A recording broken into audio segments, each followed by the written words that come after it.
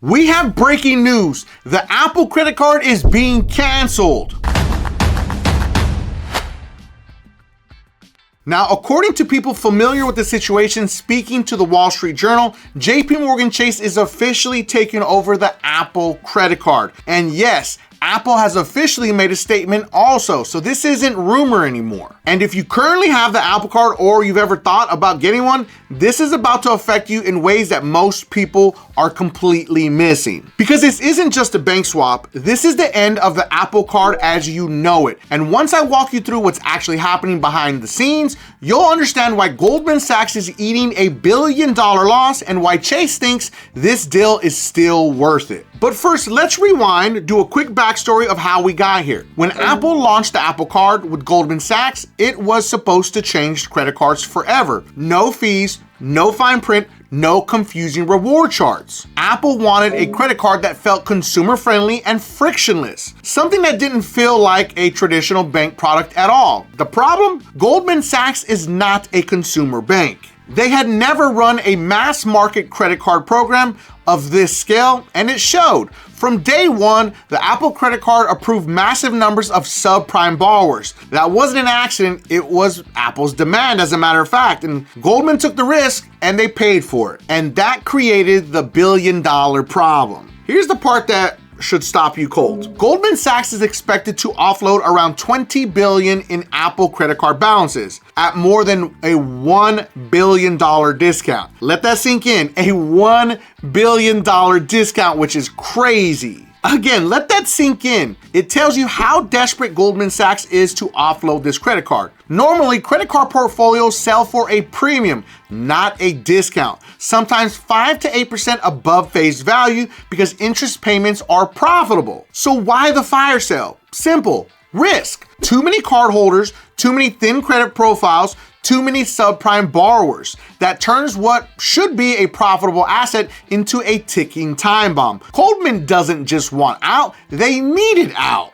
Now here's the real big question. Why would Chase take this deal? Because Chase plays a completely different game. They already run the largest credit card portfolio in the US before Capital One bought Discover Bank. So Chase understands defaults, they understand pricing risk, and most importantly, they understand fees. Which brings us to the most important part of this entire story, the Apple Card rules that are about to change. Because Apple originally banned all fees. No late fees, no foreign transaction fees, no over the limit fees, no balance transfer fees. That's unheard of in banking. And that's exactly why the Apple Card never made real money. Here's the uncomfortable truth. That model does not survive under Chase. Chase doesn't run loss leader credit cards, so the big question is, what changes? Of course not all at once, but slowly. Expect late fees to quietly appear, tighter underwriting, less generous credit limit increases, and possible reduced approval odds for lower credit scores. The Apple credit card may still look friendly on the surface, but underneath it's about to feel a lot more like a traditional Chase product. Now we need to talk about the part that nobody wants to acknowledge. When a credit card moves to one bank to another, there are two possible paths, and they have very different consequences for your credit score. Scenario number one, account transfers cleanly. Chase keeps the same account open, same account number, same credit file, same age of credit. This is the best case scenario and what banks try to do when it's possible. And it's usually possible when the card is changing internally within the same bank. And of course, scenario two, accounts are closed and reissued, and this is where things get ugly. Because Chase could close the Goldman Sachs Apple Card, open a brand new Chase-issued Apple Card, or report it as a new trade line. And if that happens,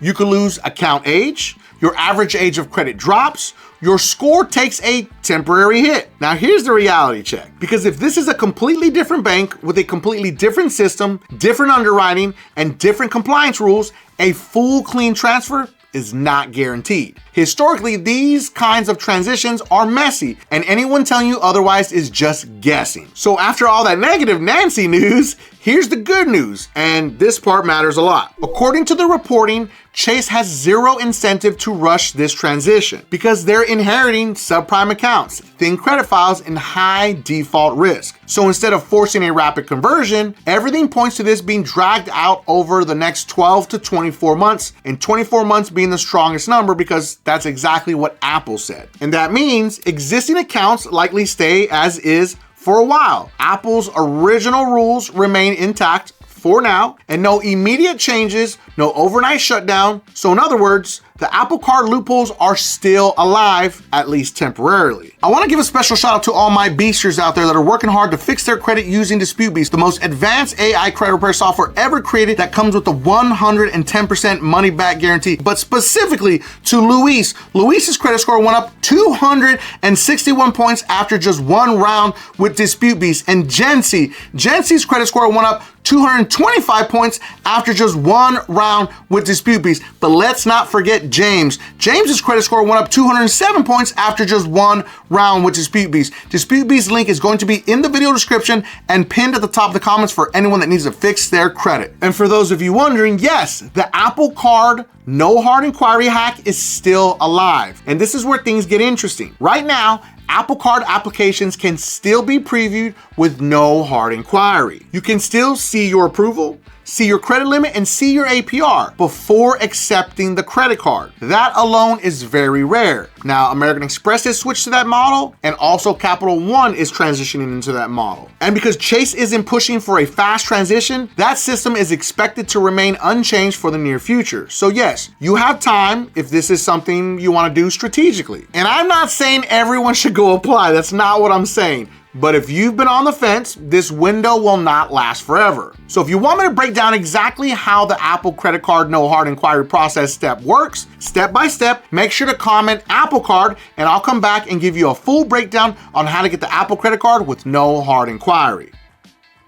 Last part's the most important. Now here's the long-term angle that nobody is talking about. If you already have an Apple Card, survive the transition, end up migrated into Chase's system, you are now officially in the Chase ecosystem. And that matters because Chase heavily favors existing customers, established internal history, relationship-based approvals that could mean easier approvals for future Chase cards, higher starting limits, faster recon decisions. This isn't guaranteed, but it's how Chase operates normally. And for some people, this transition could actually become an advantage. So here's the real takeaway. The Apple Card isn't disappearing, but it is transforming. There is risk, there's opportunity, and there's a limited window where the original Apple Card rules still apply. What happens next depends on how Chase handles the transition and whether you're positioned before that switch flips. Now make sure to drop a comment if you think Chase keeps Apple Card rules, or do fees and tighter credit take over. And again, if you want the Apple Card no hard inquiry breakdown, make sure to comment Apple Card